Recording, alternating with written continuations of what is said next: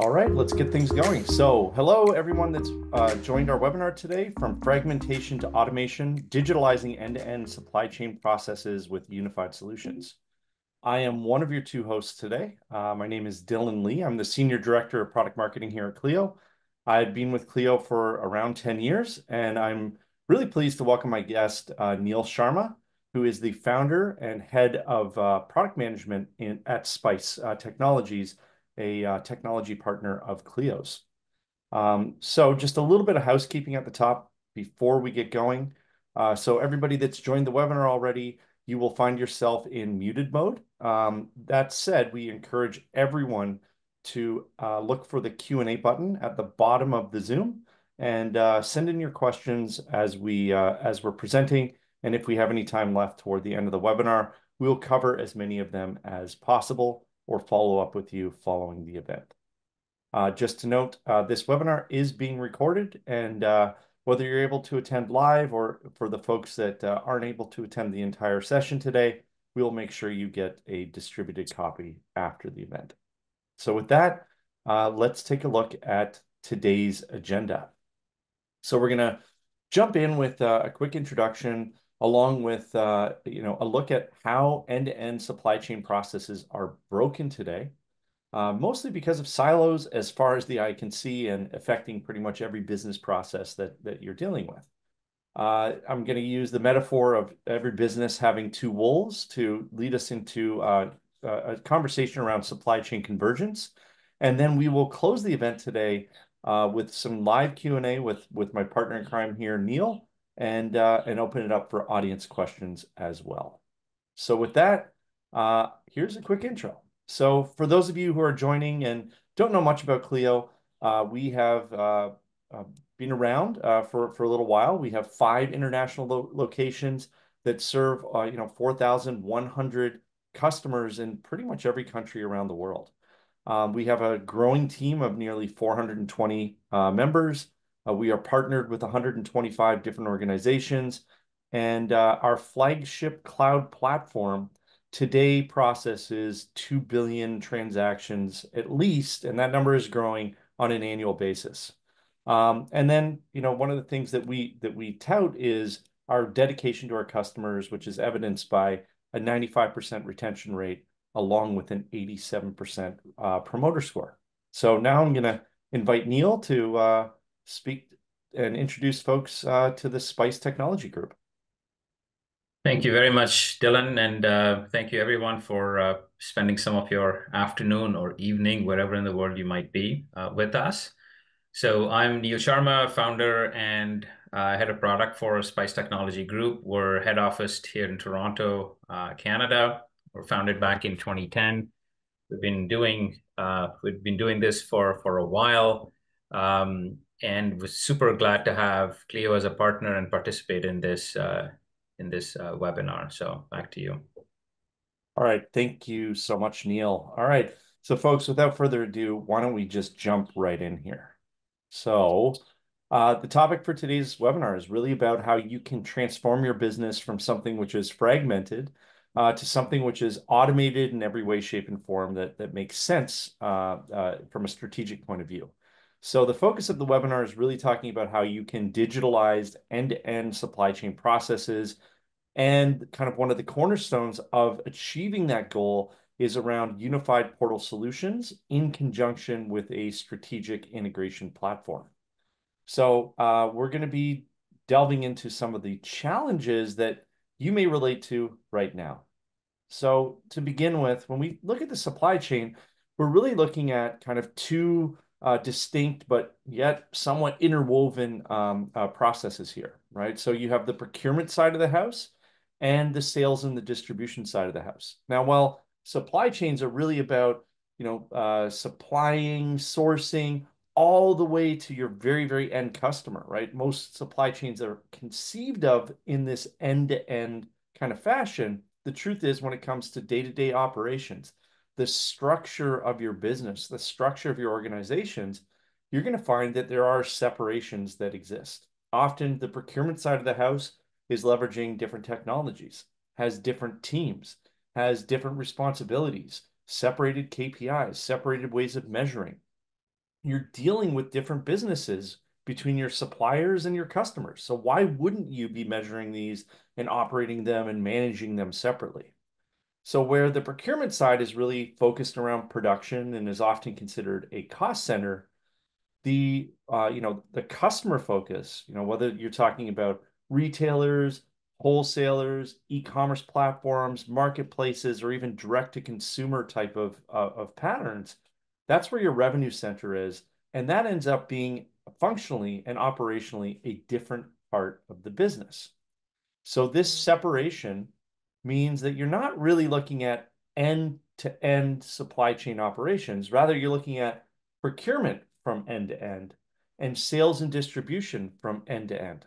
Now, this is further complicated if you start to look at your relationships with, your carriers or your 3PLs and warehousing providers.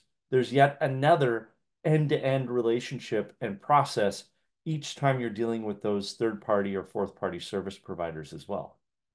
So what is the challenge that you get from this is that on one side of the business, you end up with procurement leaders that are facing the challenge of relying on operating models that are often separated and siloed from the demand side.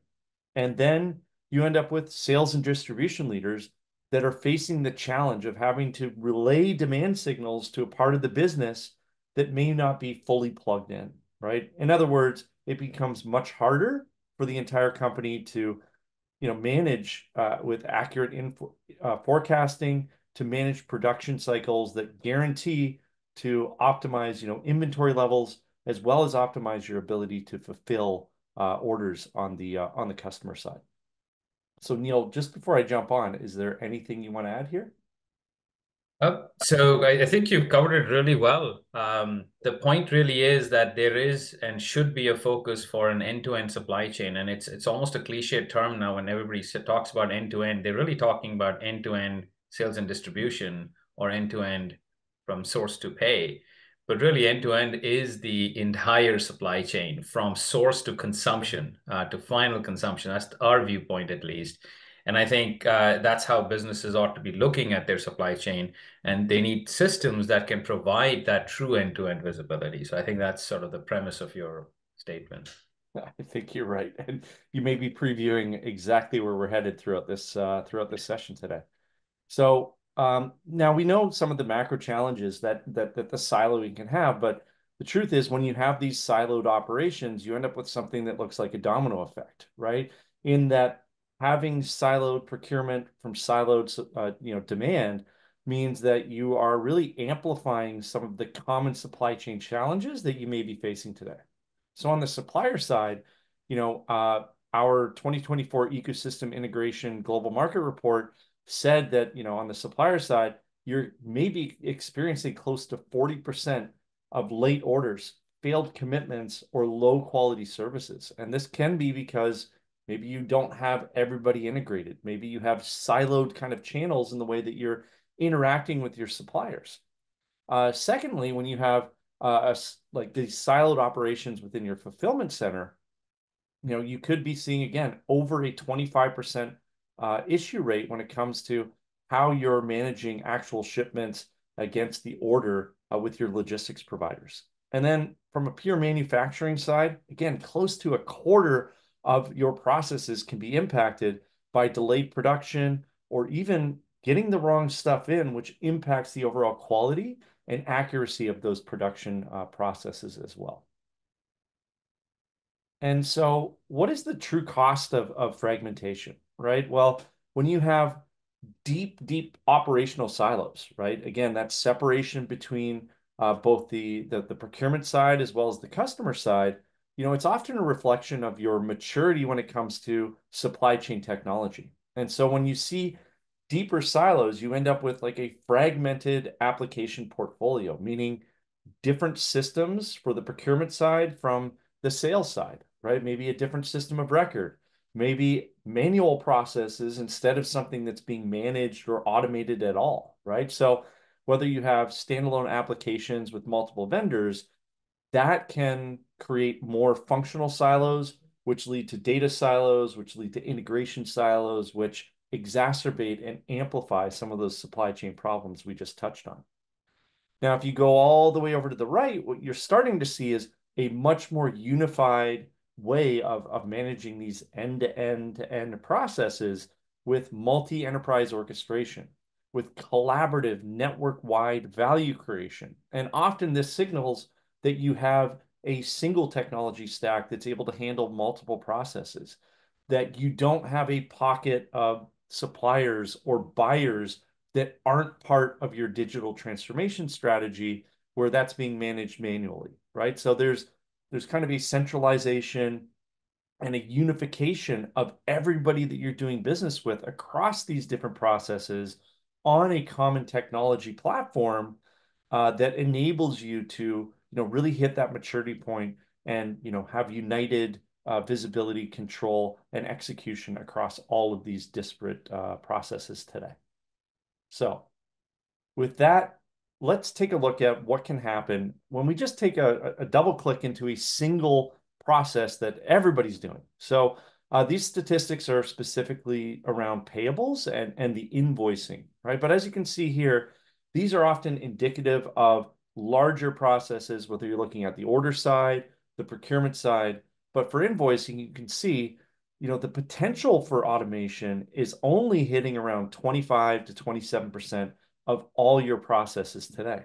And at least for invoicing, you may only have, anywhere from 10 to 20% of your total, ecosystem of partners that are EDI capable and able to be automated from day one. Secondly, you may have a portal solution, but this could be going through an invoicing network. It may not be connected back into your core systems. And having that as a silo, again, well, that's partially automated, doesn't really give you a solution. And so this fragmentation means what you're looking at is discrete silos that are based on the approach of handling what could be a fully digitalized business process, right? Where you have email or paper-based or fax-based. These involve people. They're highly manual. They are risk prone. They tend to lead to high operational errors as well. So, Neil, just before I jump on in the presentation, why don't you add your thoughts on this as well? Sure. I think what would be good is to just illustrate that, the thought there with an example that we see across, many organizations. You know, PDF invoices coming in, right? So there is, we've got all these systems running, including EDI and portals, and then we still see organizations that might be, running a procure to pay or a source to pay process, or an order to cash, and then they are accepting invoices from suppliers through a PDF process. Well, there's an EDI process running for procure to pay, but then an invoice might be coming in through a PDF process, and the two are disconnected. And what you're seeing then is, a four-way match not really taking place. And then you're wondering why. And is that really the right way to have built out that solution? So this remains a lot of opportunity for fully connected systems with a process that is being governed in one area with visibility end to end, and not disparate systems trying to manage pieces of the same process. And I think that's, giving a little bit more color to that example there. No, that's great, Neil. And I 100% agree that, the sort of discrete individual ways that you're managing this, obviously every business has PDFs and it's kind of it's an unfriendly reality that can be solved, right? With the right approach and the right technology. Mm-hmm. Um, so folks, I'm just about to introduce you to a metaphor. And this is kind of the metaphor that's driving this entire conversation today, which is that your business has two wolves. This comes from it's from a myth. I believe it may be of Canadian origin, but the notion is inside each one of us, we all have two wolves. And the original myth says like one of the wolves is of goodness and light and kindness and empathy, and the other wolf, well, it's kind of the selfish one. It's the egotistical one, and that it's your choice which wolf you feed is the one that becomes more powerful. Now, using that as the metaphor, when we look at any business, right, there are going to be kind of two wolves. The first one is automated, right? Meaning the way that you're managing business processes, again, whether that's on the order side of the house or the procurement side of the house, you're managing things either through EDI, through API, through portal technology. You're adding the pieces that are required to manage with automation. Often you're dealing with larger suppliers, larger customers, bigger logistics providers, or you've got, e-commerce marketplaces or platforms where those interactions are already part of a digital interaction. And then another typical like descriptor here is that there's technological maturity at play, right? You're looking at larger suppliers that understand the value of automation and are trying to automate things themselves, so they become easier to create as automated connections. The other wolf, though, is going to be manual, right? And when you're looking at manual processes, you could be talking about both customers or suppliers or logistics providers, right? Carriers and what have you.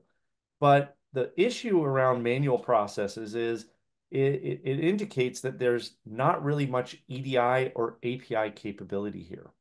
And that means in order to manage these channels or these silos, then you're putting people on the process, right?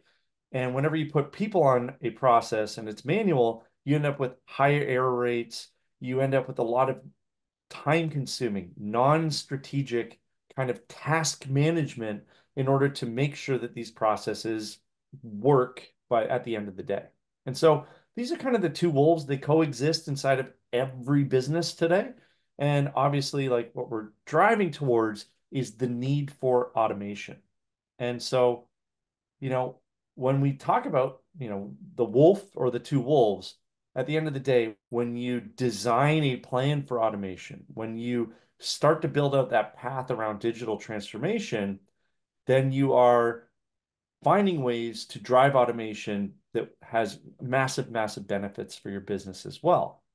Conversely, though, if you stick with what's working today, and I'm putting that in quotation marks, then eventually, the way to feed that wolf is you have to hire more people. You have to continue to deal with errors. You're going to continue to have those non-strategic aspects of your business that could go away through automation. Okay, so now let's bring it home, folks. So why is automation important? Well, 80% of your suppliers lack the ability to support direct EDI or API. Nearly 40% of your customers probably have something similar to this. You can imagine like your sales desk or your order desk picking up the phone and taking orders. You might have, traditional B2B sales going out and going on site and, meeting with folks and signing contracts in that kind of environment.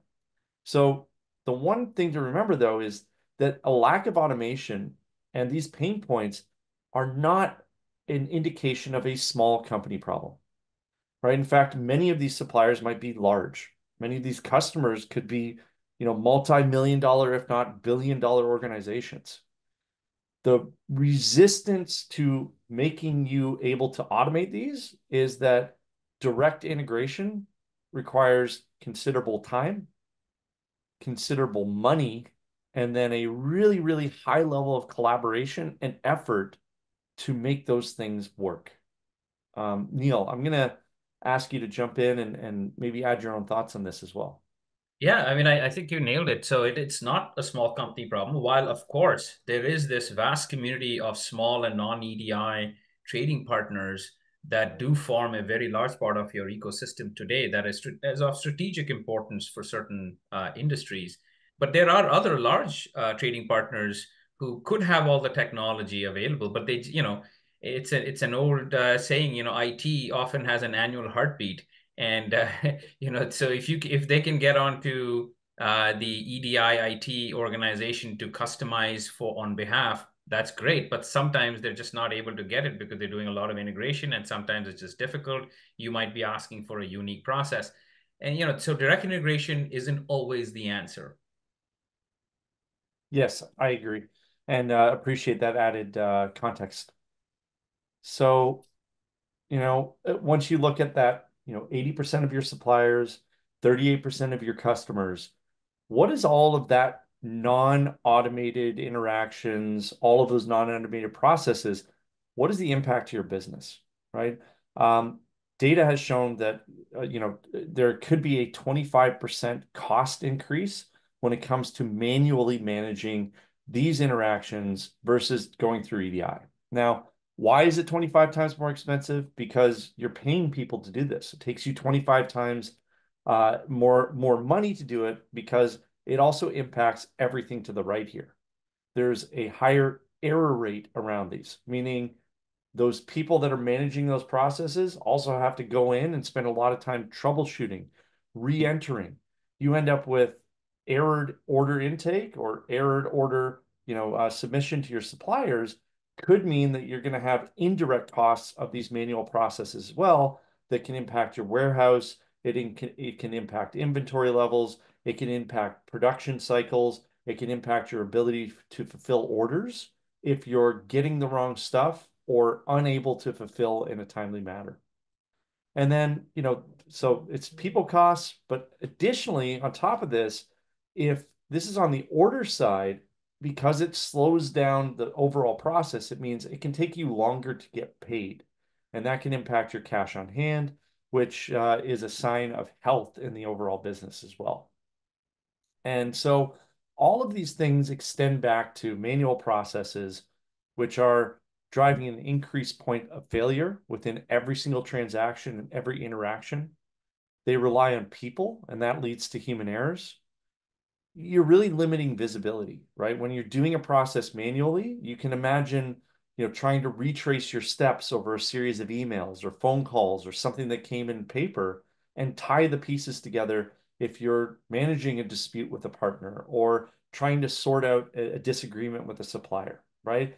You virtually have very difficult, time-consuming, and complex auditability.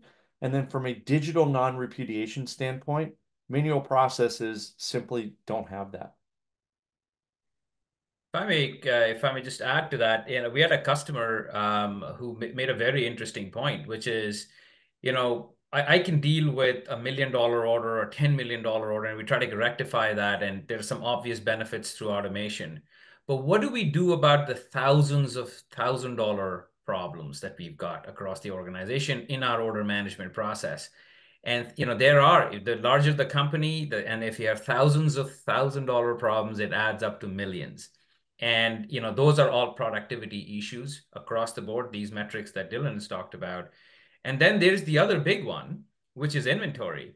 And how much inventory do you hold on hand in your procure to pay process, because your lead times aren't exactly the way you calculate them in your ERP or wherever you might be holding those lead times.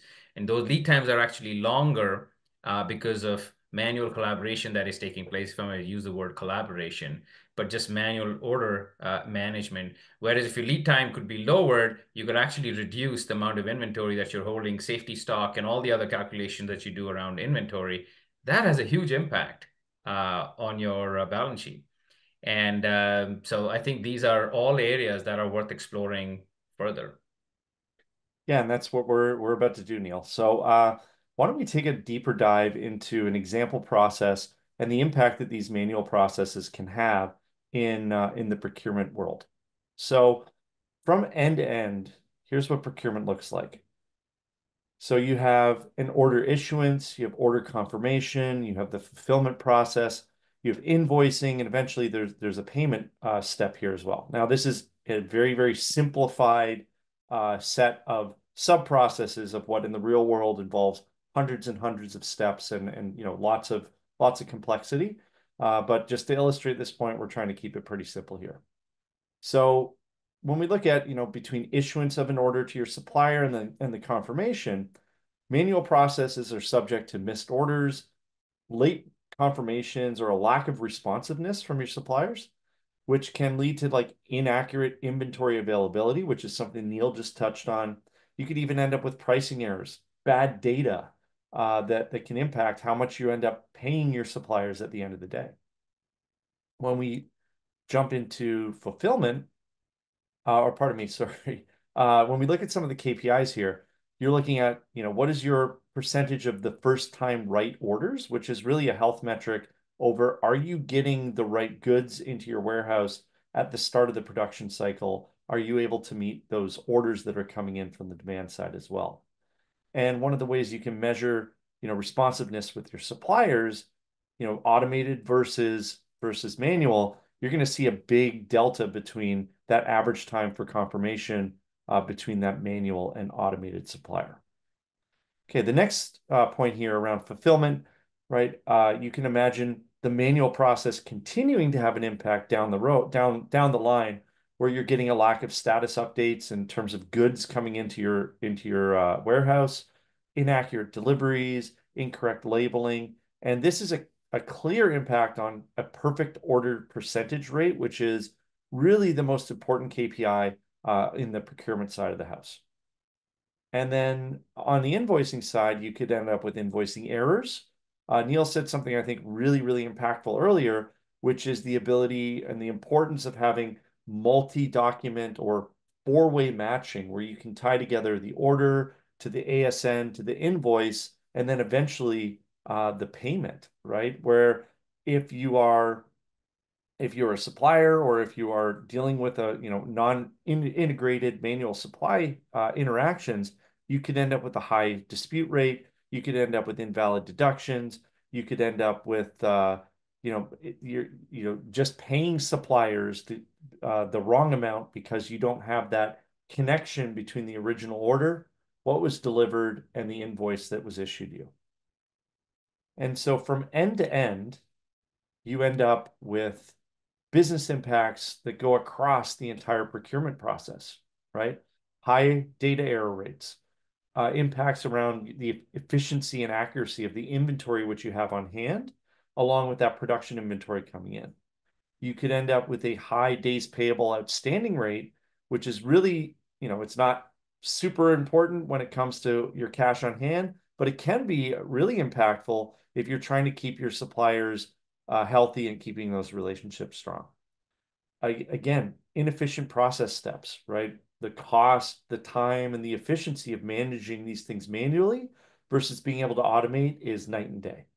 There's higher warehouse costs. There's poor service levels to both your suppliers, and then that ripple effect or that domino effect, which translates from the procurement side of the house all the way up to your ability to fulfill on the customer side as well.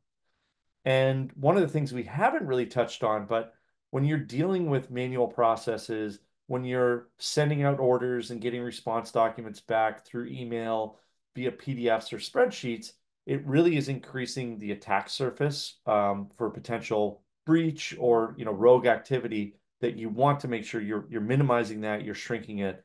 And automation is a perfect solution to all of these issues here.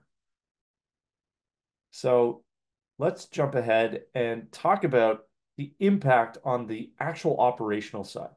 The previous slide was really looking at the processes here, but this impacts both the manufacturing, warehouses, your applications, your accounts payable.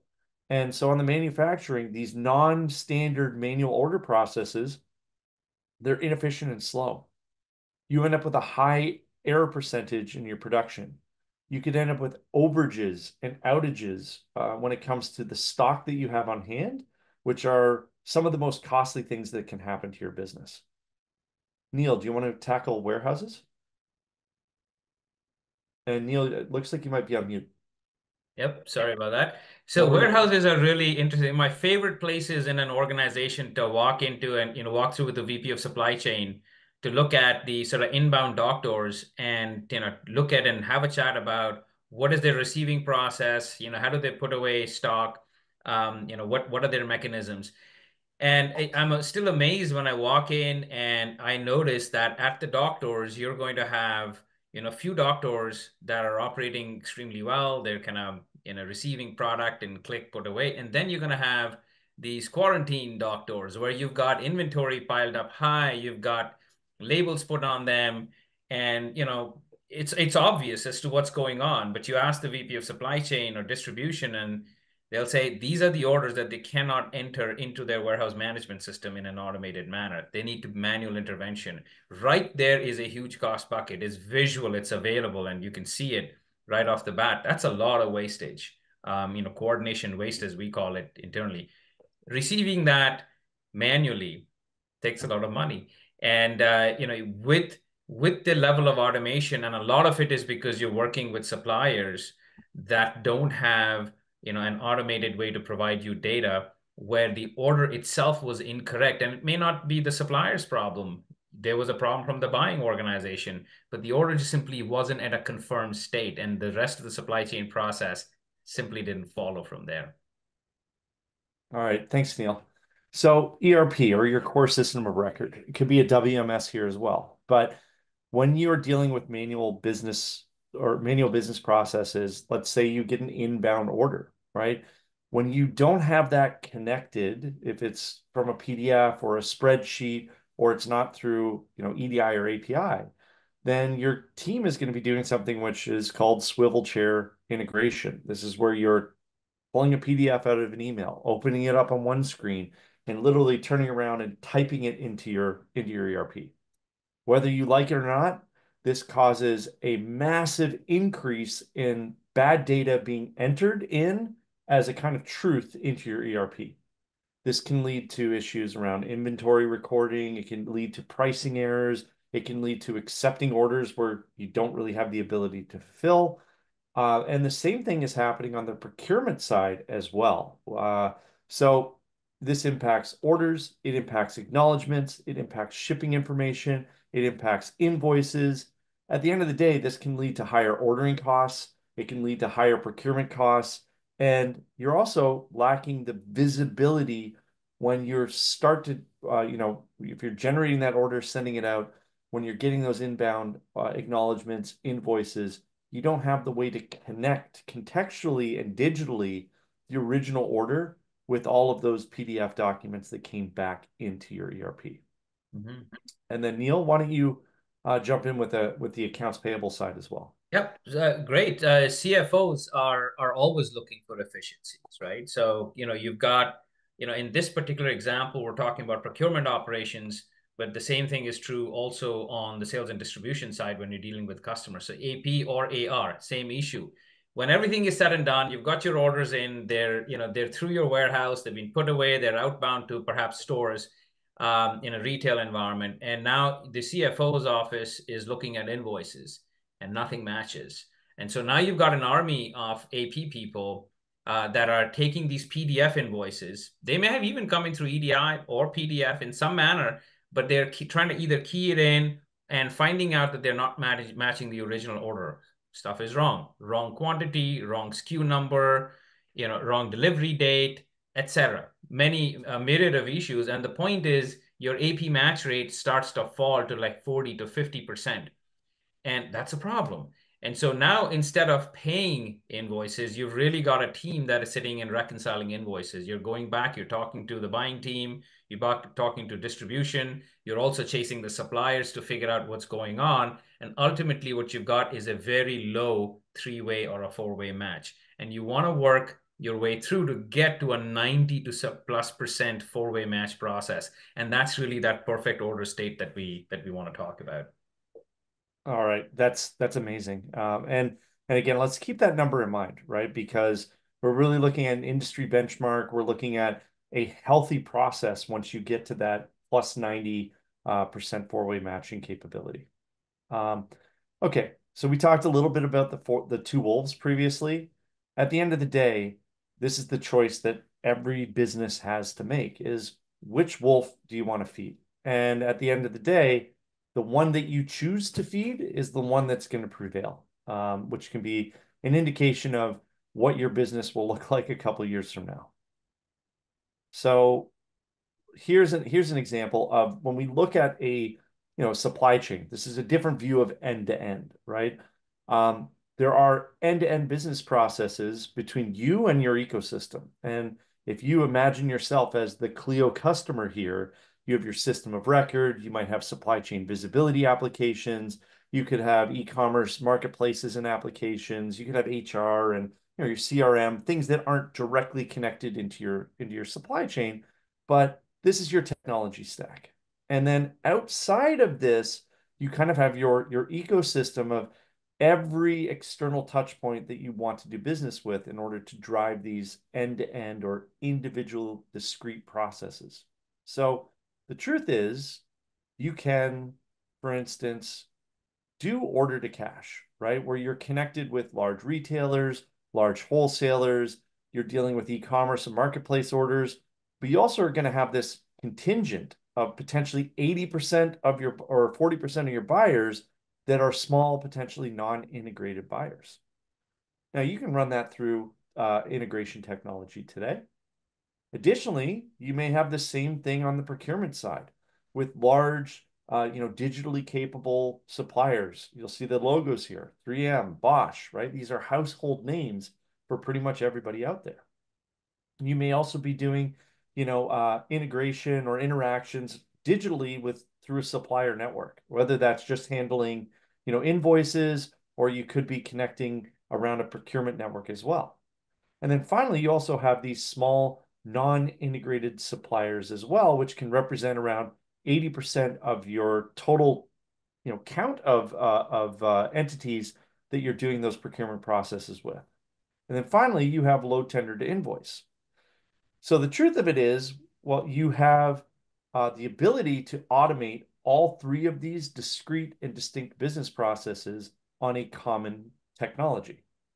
So this is kind of the vision today, which is supply chain convergence, right? Is really about how you take these separated business processes and how you go from fragmentation to automation is really about redesigning these business processes instead of having ones that are from end to end and from end to end, it is from end to end to end, right? It's the ability to converge these silos, take them out of the silos, start to think about procurement, to quote Neil from earlier, you're really going from the original source all the way to the consumer at the far end of that supply chain, right? And start rethinking of these as holistic end to end to end business processes. All right. So let's tell the story about supply chain convergence, right? Again, the key to going from fragmentation to automation. And if you look on the right, you have these kind of like three approaches to convergence, right? And going from fragmentation and siloed ways of interacting with your ecosystem into something which can be converged, united, centralized, and controlled with visibility. So starting on the top right, this is where you're going to find your large, digitally capable, EDI ready, API ready trading partners. And these could be customers, they could be suppliers, they could also be your logistics providers. You're also going to find, digital first touch points with your ecosystem, such as e-commerce marketplaces and platforms as well. In the middle here, you have, that stream of like PDF only interactions that are either coming through email or could be dropped off, where there may not be in the same structure depending on who's sending it to you. And then at the bottom, this is where we're talking about united portal solutions, and we're going to go a lot further in depth around these in just a little bit. But you're going to need a portal type of capability for both your supplier side as well as your buyer side. And so once you combine these three kind of discrete approaches and three channels in which you're interacting with your external ecosystem, you're now able to look at ordering and procurement and logistics processes and even invoicing all together through a single lens with complete control, end-to-end visibility, and full automation around these as well. So Neil, I would love to get your take and hear your opinion on some of these as well. Yeah, I think just you've said a lot. I'll just make a small point in here, talking about sort of fully integrated. So if you look at this architecture, and you look at PDF digitization, and you look at a unified portal, it's the unified that really matters. And what we want to convey to you is that you could have an environment where an order or an invoice comes in from a small partner in PDF, because you can't really dictate, for example, to a customer how they want to send you an order. If they're going to send you a PDF order or a spreadsheet order, that's how it's going to come in. But guess what? The customer also wants a digital experience. And they, through a unified portal, that PDF can be consumed in the CIC cloud, and then the experience can continue on for that customer in a portal. That's groundbreaking for a lot of companies where a PDF order can come in, but the customer can now log in, view that order, and get full visibility on that order, which they also expect, just like a large buyer might be expecting, around shipment status, around what delays they might be facing, or if there's shipment is going to be split. All of that visibility can be provided in a very rich unified experience through a portal. That's perfect. Thanks so much, Neil. Okay, so just gonna jump here. So when we look at supply chain convergence, again, let's take it back to that operational experience, which is really leading us all the way to the right to the digital experience. When you start to automate as many of these processes, as many of these touch points as you can, when you start to de-silo, procurement and the demand side, and start to bring them together and find that nexus of connectivity and commonality in the middle, then you're going to have profound impacts across your operations as well. So the manufacturing level, you're being able to standardize and automate order processing for both direct and indirect suppliers is going to make a huge difference in terms of your inventory accuracy, your receiving processes, the efficiency and lead time of your warehouse operations, meaning you're going to be able to get better at embracing and shave some of the edges off of this just-in-time order process as well. Secondly, what Neil was just talking about, right? The ability to eliminate paper purchase orders and all of those response documents coming back. No more rekeying means you can reallocate those resources that spend a lot of time fixing errors or punching in, ASN data. You can just take that out of the equation. Now it's a direct from supplier to your ERP integration. Neil, why don't you jump in with the warehouse piece? Yep, same thing here. So with a complete portal solution, you can now standardize your procure to pay process or order to cash across all customers and all suppliers. One process that works with everybody. And that means that an order that has been confirmed can now be received. If you received based on an ASN with a barcode label, you can receive an order from all suppliers, regardless of their capabilities, and your warehouse management system should work. And you shouldn't see that collection of that pile up of inventory that is waiting to be received. Huge improvements, leap forward in terms of productivity enhancements. It talks about a KPI, IRA. That's a key KPI. That stands for inventory record accuracy. And that simply means today that, you run through an audit of an organization and say, how accurate are my inventory records? Can my available to promise actually work? Some of these things are now driven through the solutions that we just talked about, driving up a lot of benefit to the organization. And look at just elimination of all the shipping documents, packing slips, so on and so forth, that are just paper running around the distribution center, fully digitized and available electronically. Yep, absolutely. Like really profound operational differences that this can make. So into the core business applications, Neil was just talking about warehouses, again, eliminating of shipping documents from your WMS, being able to automate the intake of orders, acknowledgments, shipping notices and invoices, getting the end-to-end visibility, auditability, trackability, and non-repudiation around these digitalized processes can also make a huge difference in terms of how your order desk or your procurement operators are spending their day when it comes to managing these processes. And then I'm just going to jump over to the accounts payable. I'll let Neil bring us home on this one with the digital experience. But we got a really good comment slash question that came through the Q&A I'm going to bring up. So earlier when we did our, the impact of manual processes when looking at procurement, I touched on, days payable outstanding and the timeliness of paying your suppliers. We didn't talk about days sales outstanding, which I think for every business is a much more impactful and more important KPI, meaning are you getting paid on time? And I love the fact that The person that shared this comment said, "I don't want to pay faster. I want to get paid faster." And that's the truth of it. But when you automated, it shrinks the days sales outstanding. You're shrinking that total cash cycle time.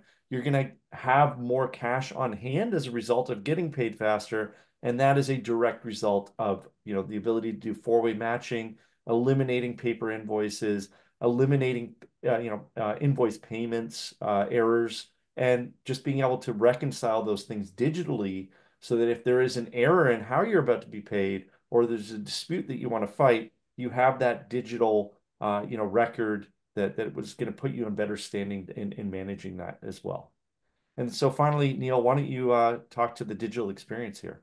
Absolutely. Just the one point on earlier on, you're absolutely right. In order to cash day sales outstanding, that's the big fundamental KPI. How can I get paid faster? And what's the number one reason that you're not getting paid? It's probably not because your buyers don't want to pay you. It's because there was a lot of order discrepancies between you and the buyer. Fundamentally, that's what we've seen. Trucks going out to make a delivery to a small buyer, that's not what he or she ordered, and they're going back and forth. And we see that to be a huge issue around invoice discrepancy. Order and invoices just don't match. You can eliminate that right off the bat. On the procure to pay side, its DPO is good, but really there it's the four-way match. The four-way match is a product. Whether you pay the suppliers on time is up to you. It's the four-way match. That's a productivity issue. So if you look into your AP department and look at four-way match metric, that's your key criteria to say, yep, this is where I need to make improvements on. Digital experience, the whole world is right now focused on digital transformation. That's the big buzzword. What does it really mean?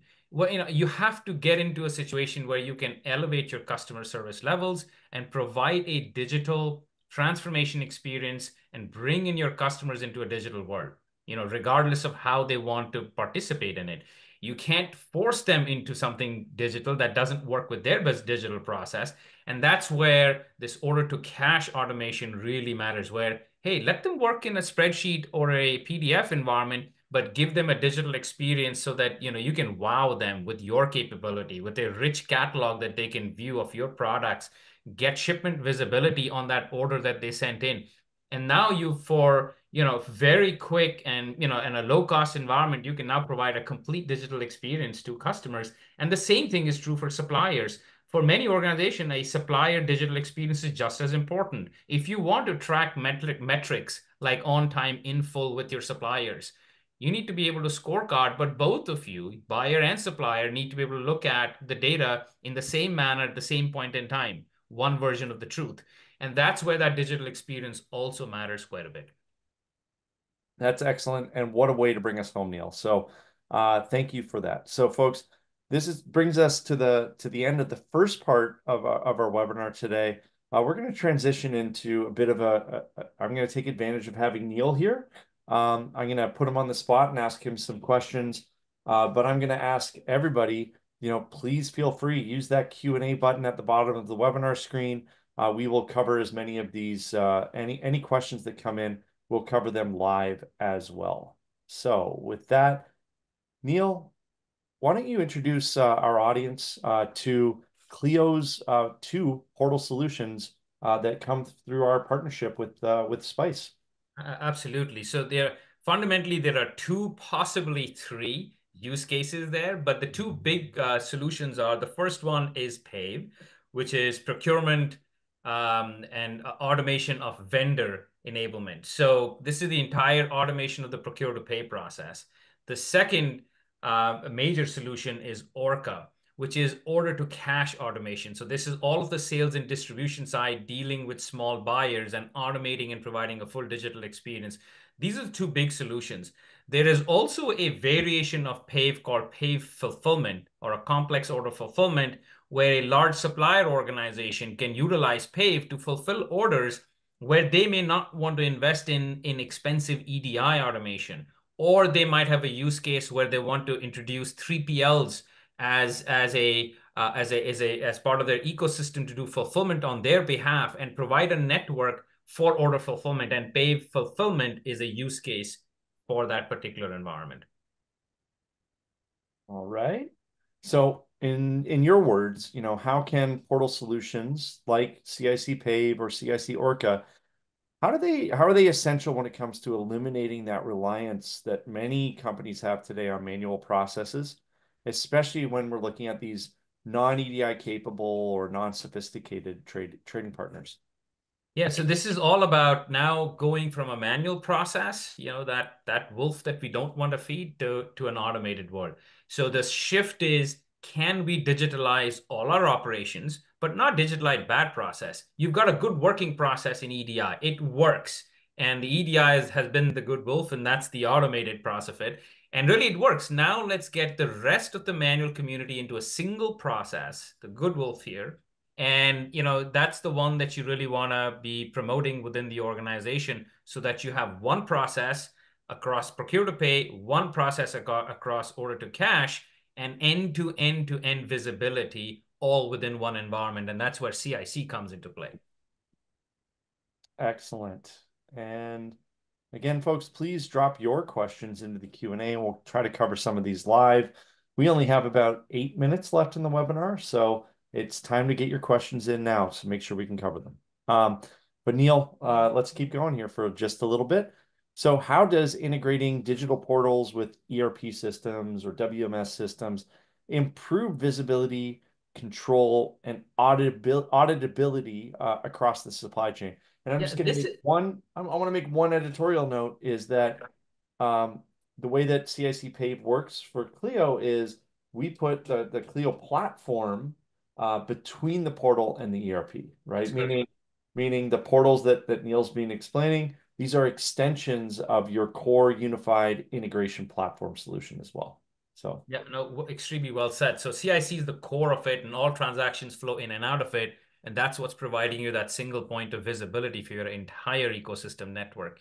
So where do ERP systems come in? One of the things that ERP systems need is data. So anybody who's managing ERP knows that, it's feed the beast. And that's what this is all about. So instead of running through manual processes, you want to get now digital data in. And it's really all about source data acquisition. Those are the three key fundamental words in here: source data acquisition, because data is what is going to drive the next generation of the business. And you want to perfect out that data model in your ERP, and digitization. This is the best way to move forward and, complete out that data model in ERP, which then ERPs are already set up to provide you the visibility that you need, but they need the data. They provide you the control you need, but they need the data, and then therefore auditability as well. And I think that makes the point. yeah, absolutely. And that's kind of like the theme here, which is it's not just supply chain processes, but it's end-to-end integration from all of those companies all the way through to the ERP, which is so much more profound than just having a portal, which doesn't have that integration, where you're just creating another semi-automated Yeah. touch point. And maybe if I drop in a little metric or a key sort of or a number in there, studies have shown about 40% of ERP data either comes directly from external ecosystem partners or is augmented by it in some way. So think about an invoice. Invoice originates from outside your organization, but it hits your ERP. An order comes from your ERP, but many of the data points in the order are augmented and changed by the trading partner. So in order to get that, source data acquisition is really important in ERP, and portals bring in that capability through automation of non-EDI partners. Yeah, and I think we can say that the same thing is true on the order to cash side. Absolutely. We're Same just thing. we're just flipping the documents, right? That's correct. So, That's all correct. right. Okay. And just a couple questions left here, Neil. So, how does digitalizing procurement and order processes strengthen relationships with your trading partners and build Trust. trust, right? Yes. So, What all a, what right. a great thing. It's all about B2B trust, right? So, how much time have we spent between buyers and suppliers in an antagonistic manner where it's, two sides of the same, they're both really aligned in doing the right thing. What did we say, decades ago, right? The right product at the right time for the right price, so on and so forth. That is a trust that is built on the pillar of trust, right? That's what that is built on. And that's absent in many buyer supplier relationships. And the fundamental reason is is a process governance, right? You have a procure to pay process with suppliers, and it's just not really governed very well. And we end up blaming suppliers when the reality is that governance doesn't exist, perhaps in the enterprise itself.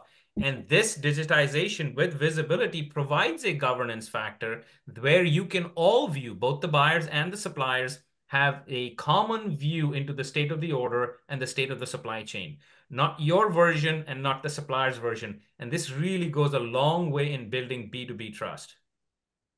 That's fantastic. All right. So we put numbers to a lot of the challenges, the pain points, right? I'm going to tap into your expertise on this subject. What are some of the measurable benefits, market data that you just brought up a piece of market data, a couple of questions back, when it comes to adding a portal solution and, increasing the breadth of automation that you're able to deliver to some of these key processes? I'll broadly put into two big buckets. Okay, the Okay. first bucket is just simply productivity efficiency across the organization.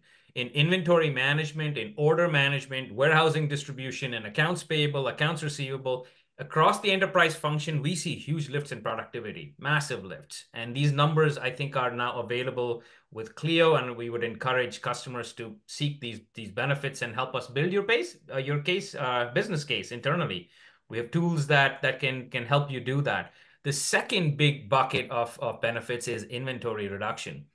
If you can start to look at if your inventory analyst team and your demand forecasting teams and demand supply balancing teams can start to look at lead time, that's a key component in figuring out, what your on-hand inventory is going to look like.